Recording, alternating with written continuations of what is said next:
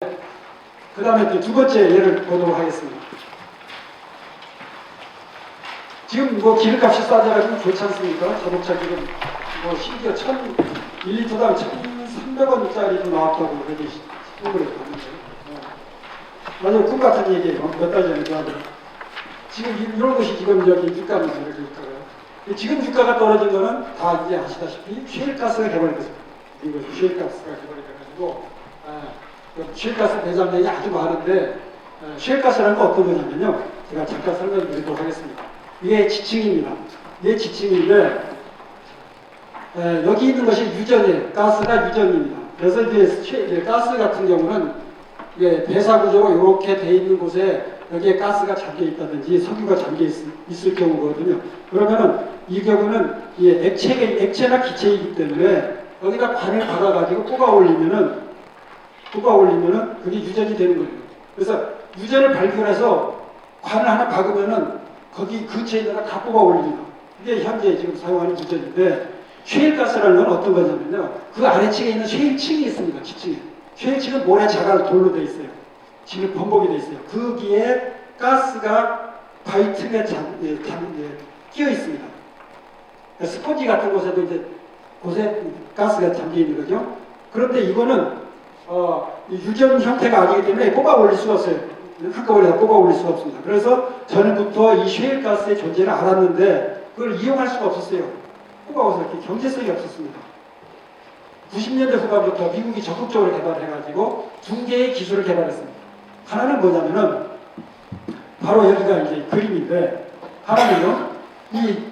이거는 요런 층에 있는 가스를 뽑아내야 되기 때문에 여기에 유전을 파가지고 옆으로 들어가서 계속 파야 돼요. 그래서 수평 굴착식, 수평으로 파는 거예요. 수평 굴착식 기술, 이걸 개발했고, 두 번째는 여기가, 그러니까 이 가스가 이렇게 이제 자기끼리 다 잠겨 있는 게 아니고 돌 사이에 끼어 있기 때문에 요거를 뽑아내는 기술이 필요해요. 그래서 고압의 수압을 물을 넣어가지고 그걸 뽑아냅니다. 그것이 수압 파수식이라고 해서 이 두 개의 아주 간단해 보이는 기술이 개발됐습니다. 그것이 사업성을 갖게 돼가지고 그것이 2007년, 2008년이고 그 뒤로 유가가 떨어져서 오늘 지금 이런 세상이 된 겁니다. 두 가지 기술이 개발돼요. 그런데 이런 기술이 개발돼가지고 개발돼서 지금 세상을 이렇게 바꾸는데 여러분들 이제 아시잖아요. 미국이 이제 석유 수출하지 않습니까? 러시아가 지금 큰 공격에 빠졌지 않습니까? 오페크가 힘이 없어졌잖아요. 네? 뭐 등등 여러 가지 그러니까 유가 영향 줘가지고 이게 처음 시작은 작은 기술 같았는데 그것이 국제 정세도 바꾸고 모든 생활을 많이 바꾸는 겁니다. 그래서 기술이 또 중요한 거예요. 미래를 내다보고. 지금 여러분들 이와 같이 이제 기름값이 싸지니까 여러분들 정책하시니까 대체 에너지 여러분 태양광 발전에다가 보조금을 줘야 되나 말아야 벌써 이제 고민하는 거죠. 보조금이 아마 떨어지고 있어요. 여러분들 그 생각하시잖아요. 그러니까 대체 에너지 개발하는 사업들이 예를 들어서 태양광 산업 같은 하던 분들이 어려워졌어요. 여러분들 우리나라에서도 태양광 산업으로 굉장히 크게 투자했던 기업이 있어요. 제가 어느 회사라고 얘기는 안 할게요. 태양광 산업에 많이 투자했어요. 그래가지고 부도난 걸 아시죠? 머리 떠오르시죠? 굉장히 중견 기업이었는데 태양광에다 너무 많이 투자해서 부도가 났어요. 그 회사가 열심히 투자했는데 열심히 투자할 때 이미 셰일가스 기술이 개발됐어요. 그 회사 사장님과 기획실에 있는 직원들은 눈 감고 자기 회사를 운영해가지고 부도난 거예요. 그러니까 자기 회사의 업종에 관련된 기술이 어떻게 개발되는지를 면밀하게 항상 살펴보고 있어야 돼요. 그 미래학에 대한 관심이 필요합니다. 자, 미래학이라는 거는 영어로 future study라고 부르고요. 미래에 일어날 일을 시간축에서 연구하는 분학 학문입니다. 이거는 미래라는 거는 어떻게 예측하냐면은 기존의 데이터와 과거 경험, 그러니까 경험과 데이터를 가지고 경험과 데이터가 없으면은 안 됩니다. 그래서 데이터를 가지고 있어야 돼요. 그래서 데이터의 패턴을 가지고 미래를 예측하는 것이고, 그래서 미래 예측은 짧게 보면 1년에서 5년, 길게 보면 20년에서 50년, 중간 정도는 5년에서 20년 이렇게 내다보는 것입니다. 미래 전략은 예측한 후에 예측해보면은요, 예측해보면 그에 맞는 이제 조금 전에 예측해봤어요. 우리 지금 현재 약간 인구표를 보니까 예측이 됐어요. 뭐냐면은 지금 현재 10살짜리, 7살, 초등학교 다니는 아이들이 1년에 45만이다. 그걸 알았습니다. 10년 후 군대를 예측해보니까 군대 갈 사람이 1년에 한 20만이다. 알았어요. 지금은 40만인데 그때 가면 20만이다를 알았습니다. 자, 20만 가지고 그 예측이 된 거예요. 그러면 이제 20만 가지고 북한하고 대적하는 군사력을 유지하려면 어떻게 될까? 전략을 세워야 돼요. 그게 미래 전략. 그래서 희망하는 모습을 설계하고 거기에 맞게 전략 수립하는 것이 미래 전략입니다. 그래서 앞으로 우리가 4월 말까지 이제 수업이 계속 진행되는데 우리가 각 기술 분야를 소개하고 그 기술이 어떻게 전개될 것이고 앞으로 전개될 것이고 우리가 그러니까 가만히 있으면 어떻게 전개될 것이고 거기에서 우리는 어떻게 해야 된다는 걸 얘기를 항상 하게 될 겁니다. 전략을 끝에 가서 얘기할 겁니다. 그럼 미래는 우리가 뭐 예측할 수 있습니까? 여러분들 미래 예측할 수 정초가 되면 이제 우리 설날이 가까이 오는데 설날 가까이 오면 저희 어머님이 이제 전보로 가신다고. 우리 자식들 잘 되게 했다고 그렇게 하시죠. 옛날부터 미래를 예측하고 싶은 욕망이. 근데 우리 어머니도 아세요. 안 맞는다 그래 아세요. 잘 안 맞는다. 그래도 가세요. 그래도 안 가고 섭섭하시죠.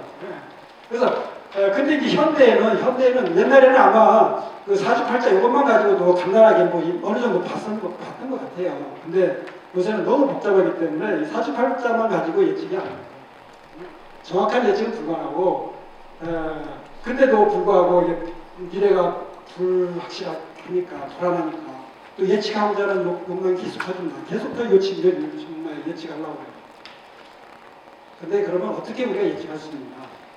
그러니까 정확하게 할 수는 없지만 제가 여러분들에게 얘기하시면 핵심 동인, 미래를 변화시키는 핵심 동인을 찾으면은 그나마 핵심 동인을 찾으면 그나마 예측할 수 있다. 이렇게 얘기를 드리겠습니다. 예를 들어서 조금 전에 군사력 얘기했어요. 군사력의 가장 중요한 동인은 인적 자원이에요. 인적 자원을 예측하면 물론 이제 군사력은 인적 자원이 있고 기술이 있고 무기 있고 뭐 여러 가지 있지 않겠습니까? 돈도 필요하고 몇 가지 핵심 동인이 있죠. 그것을 찾으면은 군사력을 예측할 수 있어요. 우리 회사가 태양광 발전 회사예요. 태양광 발전 장비 만드는 회사예요.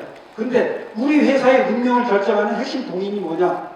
드라이빙 포스가 뭐냐? 그거는 우리가 열심히 개발해가지고 그 태양광 발전 효율을 올리는 것, 그것도 핵심 동인입니다.